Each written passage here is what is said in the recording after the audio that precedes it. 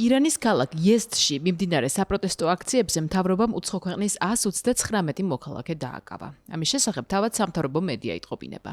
იეზდის პოლიცია კი ამტკიცებს, რომ დაკავებულები არეულობის ორგანიზებასა და წაქეზებაში მონაწილეობდნენ და კონტაქტი ჰქონდათ ქვეყნის გარეთ მოქმედ ქსელებთან.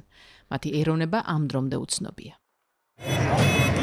ეროვნული ვალუტის რღვევისა და გაზრდილი ფასების ფონზე თეირანში პროტესტი გასული წლის მიწურულს დაიწყო. მალევე მან მთელი ქვეყანა მოიცვა და ირანული თეოკრატიის წინააღმდეგ ანტისამთავრობო დემონსტრაციებში ითარგმნა, რაც ბოლო წლებში ყველაზე მასშტაბური პროტესტი გახდა. ამას ირანის ისლამური რესპუბლიკის მთავრობამ პროტესტის ძალადობრივი ჩახშობით უპასუხა. თავად ამტკიცებენ, რომ გარდაცვლილია 3000 ადამიანი, თუმცა უფლებადამცველი საერთაშორისო ორგანიზაციები შიშობენ, რომ შესაძლოა ეს რიცხვი 10-ჯერ მეტი იყოს.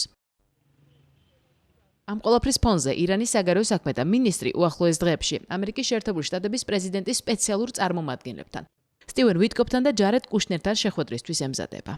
აუდიენცია სტამბოლში პარასკევს შედგება. მოლაპარაკებები თავად ირანმა მოითხოვა, მას შემდეგ რაც თეთრი სახლი მას მძიმე საპასუხო ზომებით დაემუქრა. ახლა ვაშინგტონი გარიგების მოლოდინშია. წინააღმდეგ შემთხვევაში კი ირანს სავალალო შედეგებით ემუქრება. ჯერ კიდევ მაგიდაზია ირანის წინააღმდეგ სამხედრო ძალის გამოყენების ვარიანტიც, თუმცა თეთრ სახლში ამას უკიდურეს ზომად განიხილავენ. შეხვედრებზე ვერაფერს გეტყვით, გარდა იმისა, რომ იქნება ერთზე მეტი შეხვედრა. მოლაპარაკებები პროცესშია. სურს რამეს მივახციოთ, ნახოთ რა გამოვა, ნახოთ გამოვა თუ არა ეს. მათ ჰქონდათ შანსი ემოქმედათ მანამდეც, თუმცა ამან არ იმუშავა.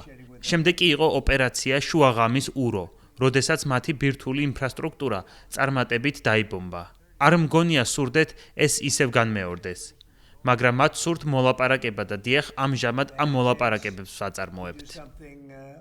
პროტესტზე ძალადობრივი პასუხის გამო თეირანი საერთაშორისო ზეწოლას განიცდის არა მხოლოდ ამერიკისგან, არამედ სხვა დასავლური ქვეყნებისგანაც. სახელმწიფოების ნაწილმა ირანის ხელისუფლების ოფიციალურ პირებს სანქციები უკვე დაუწესა. მუშავდება დამატებითი ზომებიც.